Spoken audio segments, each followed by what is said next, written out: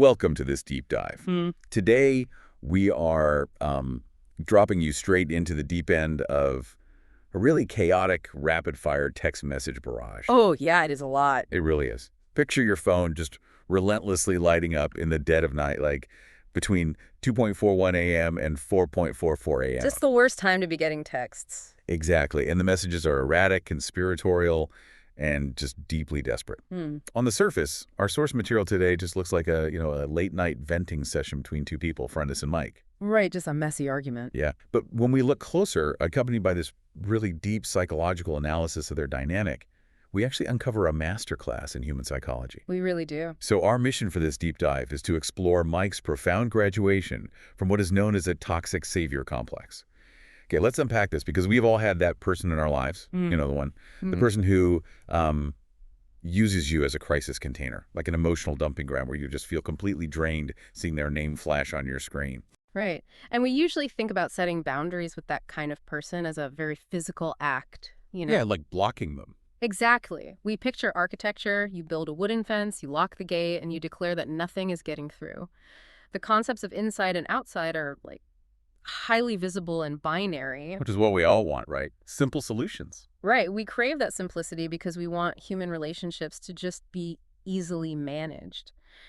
But stepping into the world of deep emotional entanglements, specifically the trauma bonds and spiritual labels we are analyzing today, well, it means acknowledging that the beautiful wooden fence just doesn't exist. Yeah, you're in the mud. Exactly. You are navigating the absolute definition of psychological muddy waters. What we are examining in Mike's graduation is not merely a lesson in how to ignore a text But message. it's way deeper than that. It is a clinic on recognizing when your empathy is being weaponized.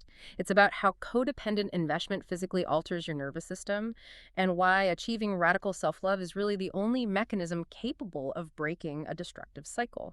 Okay, to really understand the sheer magnitude of Mike's graduation, we have to examine the final exam he is facing, right? The ultimate test. Yes. Which brings us to the 4 a.m. text barrage. Let me walk you through the dizzying specifics of Franyce's digital flood because it is wild. It's intense. So, starting at 2:41 a.m., she unleashes this torrent of grievances. She starts, relatively grounded. Yeah. Listing financial complaints from the previous day. Like mundane stuff? Yeah, who she bought sandals for, clothes, a house, perfumes. She mentions a stolen purse and a phone taken at the burger at Mendez Alvaro. Okay, stressful, but grounded in reality. Right. But then, as the clock ticks toward 4:26 a.m., the narrative completely fractures. She spirals into this massive identity fraud conspiracy. Here we go. She claims people are using her mom's data without authorization. She brings up her mom's IVSS retirement in Venezuela that just jumps to houses in Valencia and Guadalajara in Spain. Just jumping continents. Completely. And then she starts throwing in these wild, disconnected references to people named Sarah Rojo and Raul. She mentions McDonald's, the Jesuits. The Jesuits. Yes, the Jesuits, an entity called BNP, someone named Ader Relu, Pablo Fabregat's grandma. I mean, it's just endless. Yeah. She literally types Mexico over and over with like a dozen O's. Wow. And she ends by worrying they are going to put a Peruvian guy, a Perucho, on her. Oh. It is just a barrage of sheer mental chaos. What's fascinating here is the physiological and psychological state this text log actually reveals. Right. What is happening in her brain? Well, we are looking at a textbook amygdala hijack combined with severe sleep deprivation. That sounds like a terrible combo. It's the worst. Her brain is entirely locked in a state of threat, or fight or flight. When the nervous system is overwhelmed by anxiety, the brain desperately tries to make sense of the panic by finding patterns where none exist. Oh, interesting. Yeah, it's a psychological phenomenon called apophenia. That is why you see her connecting a stolen purse to the Jesuits and her mother's retirement data. Her prefrontal cortex, the logical part of the brain, is essentially offline at this point. She feels a massive, unnameable threat, and in her panicked state, she is just sweeping her entire environment and history to find the source. Pulling all these random details into one massive conspiracy. Exactly. It's like she's throwing everything in her mental junk drawer at him, turning it upside down just to see what sticks. Just a massive dump of everything causing her pain. That's a great way to put it. But the contrast with Mike's response is what really stands out here. I mean, if her texts are a Category 5 hurricane, Mike's response is like placing a single sturdy sandbag against the flood door. Very minimalist. Incredibly minimal. He replies with, Fail Franyce. Cuídate mucho, take care of yourself. He makes one brief, logical attempt to address the identity fraud, but when she completely ignores that and keeps spiraling. Because she's not listening to logic. Right. His final message is simply, depende de la situación, pero no lo llames. Depends on the situation, but don't call him. And then he stops. He just stops. And, that restraint requires an immense amount of self-regulation. I can imagine. It's so tempting to just argue back. To someone unfamiliar with psychological de-escalation, Mike might appear cold, aloof, or even callous. Yeah, it looks like he's just ignoring her. Right, but he is none of those things. He is actively refusing to co-regulate with a chaotic nervous system. Trying to logic someone out of a panic attack over text at 4 a.m. is neurologically useless. Because the logical brain is offline. Exactly. You cannot reason with an amygdala in full alarm state. Any long, empathetic paragraph he might have sent would have only served as fuel for her fire. Just giving her more material to latch onto. Precisely. His minimal reply is a highly calculated tactic known as gray rocking. He is signaling that he is alive and present, but he is offering zero emotional friction for her panic to spark against. Which brings us to the core of the analysis, right? Like, why is Mike so detached? When we look at the history provided in our sources, this detachment isn't a personality trait. No, not at all. It is a hard-won survival tactic. The backstory is intense. Mike used to actually live with Franyce. Oh, wow. Yeah, for over a year, he served as her 247 crisis container. The analysis diagnoses him with a deep-seated savior complex. He is a man who operates under the subconscious belief that he must jump into raging waters to save a drowning person. Completely ignoring the fact that he doesn't have enough oxygen for both of them. Exactly. And, the savior complex is fundamentally rooted in a trauma response, often overlapping with codependent enmeshment. How does that work? Well, you operate under the deeply ingrained belief that your inherent worth is tied exclusively to your utility. If you are not rescuing someone, you believe you are fundamentally unlovable. That is so sad. It is. Yeah. And in a dynamic like this, the savior actually becomes addicted to the biochemical loop of the crisis. Like an adrenaline junkie. Kind of, yeah. Franyce spirals, Mike's cortisol spikes, he steps in to manage the chaos, and when he temporarily saves the day, he gets a massive hit of dopamine and validation. Oh, wow. So he's getting something out of it, too. Exactly. He becomes the container for her anxiety. But human beings are not built to process the emotional regulation of two separate nervous systems. Eventually, the container fractures. But how does one just turn off the urge to fix it? Because society conditions us from birth to believe that putting others first is like a moral imperative. Oh, absolutely. We are taught that being a good person means bleeding yourself dry for the people you care about. So if he lived with her and was so deeply conditioned to be the hero, how did he manage to pack his bags, establish a no-contact period, and step back to a relationship where they only chat? It's a huge leap. It really is. The analysis highlights that Mike feels no guilt about enforcing this boundary. But isn't guilt the very mechanism that keeps the savior trapped? How did he override that conditioning? Overriding that conditioning is the crux of Mike's entire transformation. Guilt, in the context of codependency, is actually a withdrawal symptom. A withdrawal symptom. Yeah. When you stop participating in the rescue cycle, your brain panics because it isn't getting its usual validation, and it interprets that discomfort as guilt. That makes so much sense. The breakthrough documented in the source material, the fact that Mike feels no guilt about his boundaries, proves he has endured the withdrawal phase and successfully rewired his nervous system. Oh, wow. He has moved from an emotional understanding of the situation to an objective one. He realizes a fundamental truth. Being her 24/7 helpline was not an act of love. What was it? It was an act of enablement. Sacrificing your own mental health does not cure someone else's anxiety. It merely teaches them that they never have to learn how to self-soothe because you will always just do it for them. Think about the physiological shift that requires.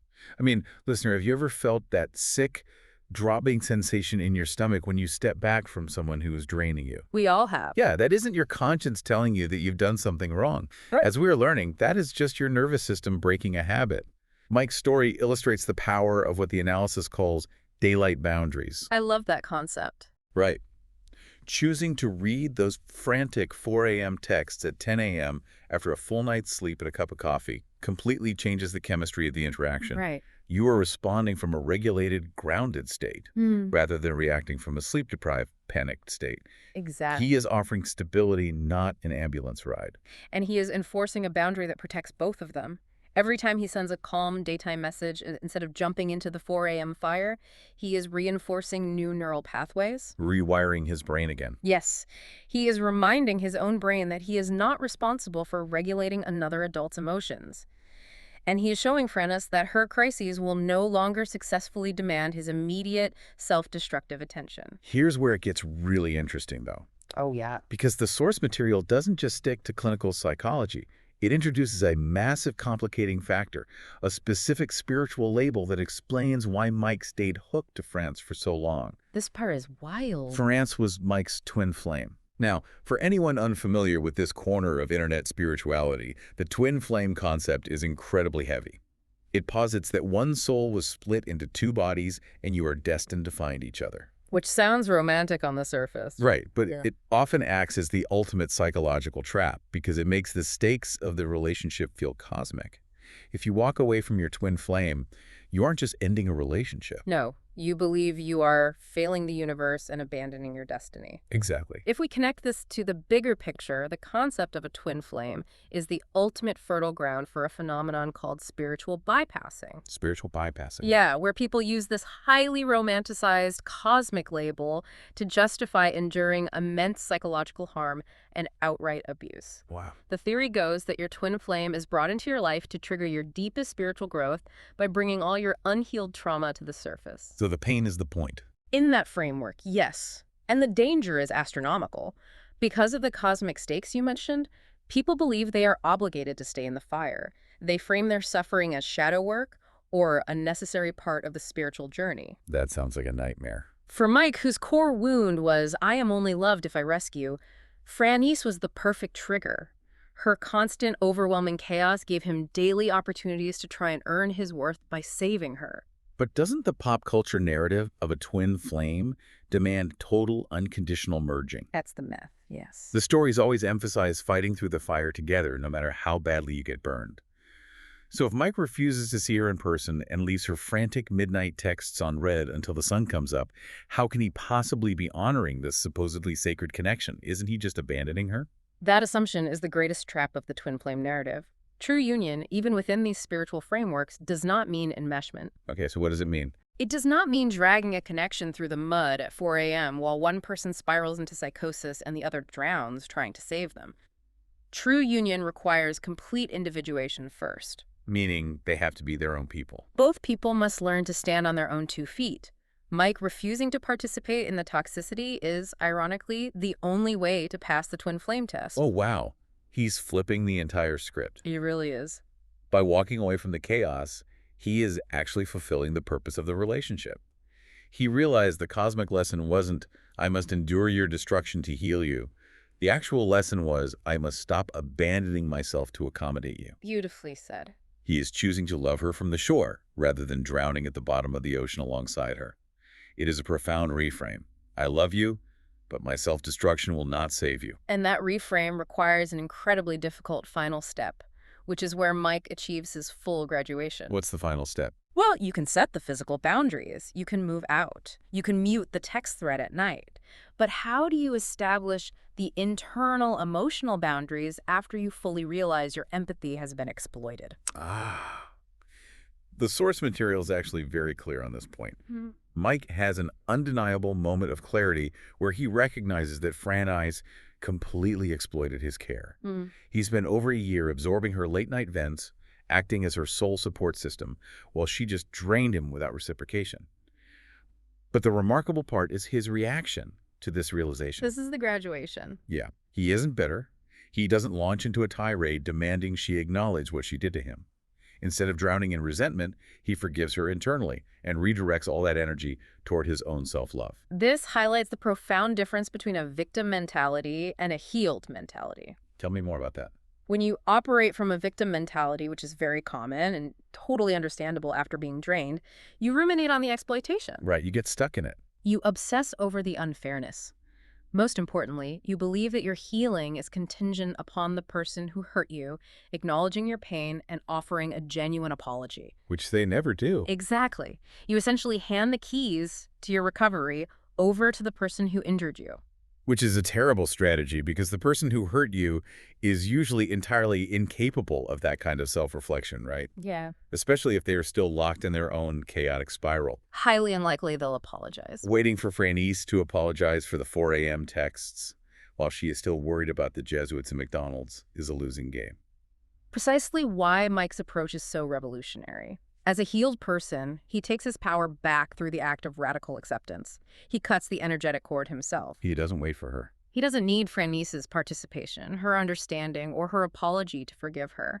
He sees the dynamic with absolute clarity. Yes, his care was used, but he also recognizes that she was a drowning person flailing for a lifeline, not an evil mastermind calculating his demise. Oh, that's a huge distinction. By forgiving her internally, he releases her to her own path. He is no longer waiting for her to get better so he can feel successful. That internal release is what kills the savior cycle completely. He didn't just run away, he graduated. He dismantled the entire architecture of the toxic dynamic in his own mind. And the ultimate proof of that graduation is the simple, kind text he sends the next day. Right, the daytime boundary. Yeah, the analysis points out that he didn't block her out of a fiery rage. He didn't send a punishing, cynical message to make her feel small. After all that chaos, he can calmly text, "We'll talk tomorrow, take care of yourself." So grounded. It proves he hasn't let the experience harden him into a cynic. He's just a man who is finally free from the compulsion to fix another human being. His self-love became the boundary itself. Think about the magnitude of that paradigm shift. It's massive. His internal operating system used to dictate, "I love you, so I will destroy myself to save you." Through this grueling process, his operating system updated to, "I love me, so I won't." I love me, so I won't. Implementing chat-only rules, enforcing daytime communication, refusing to carry guilt. None of these are punishments he is inflicting on Franyce.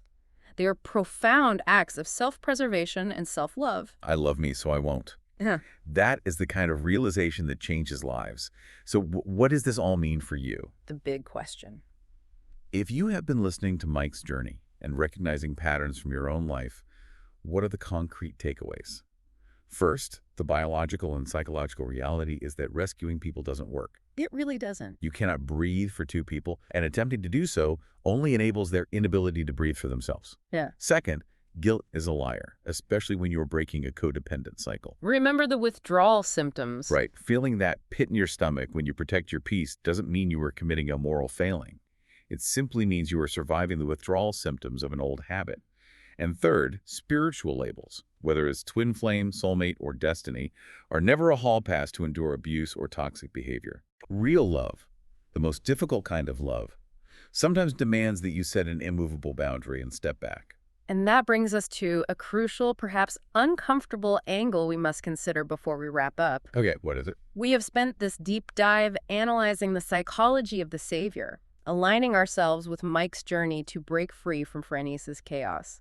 But it is essential to turn the mirror around. Oh, wow. How do we recognize when we are the ones acting like Franyce? In what relationships are we using our loved ones as crisis containers, demanding their 247 emotional regulation simply to avoid facing our own silence? That's tough to look at. We must ask ourselves if the urgency of our panic is ever an excuse to exploit the empathy of the people who love us most. That is an incredibly confronting question, but an absolutely necessary one if we want to build genuinely healthy connections. Yeah. Thank you so much for joining us on this deep dive into the murky, fascinating waters of human boundaries. Take Mike's lessons to heart. Be kind. Care deeply for the people around you, but build your internal boundaries with steel. Save yourself first. Exactly, because if you stand in the storm, completely unprotected, you aren't a hero. You're just another casualty. Take care of yourselves, and we'll see you next time.